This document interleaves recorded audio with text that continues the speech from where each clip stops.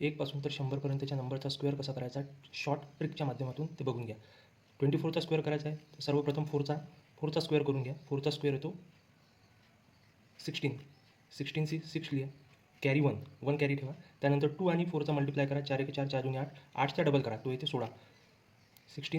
16 plus 1 हा जो carry घेतला होता तो याच्यात ॲड करायचा आहे, तो झाला 17. 17ची 7 लिहा इथं. कॅरी परत 1 येतो. त्यानंतर सेकंड डिजिटचा स्क्वेअर करा. 2चा स्क्वेअर होतो 4. 4 अधिक हा कॅरी 5. Final answer 5 7 6. दुसरं एक्झाम्पल पहा. 36चा स्क्वेअर करायचा आहे तर सर्वप्रथम फर्स्ट डिजिटचा स्क्वेअर 6चा स्क्वेअर केला तो येतो 36. 36ची 6 लिहा इथं. त्यानंतर कॅरी 3 येतो. त्यानंतर 6 आणि 3चा मल्टिप्लाय करा. 3 3 18. 18चा डबल करा ते येते 36. 36 अधिक हा कॅरी आलेला 3 याच्यामध्ये ॲड करा ते येते 39. 39ची 9 लिहा आणि हा 3 इथला कॅरी द्या इथं. 3चा स्क्वेअर करा इथं परत, तो येते 9. 9 + 3 12.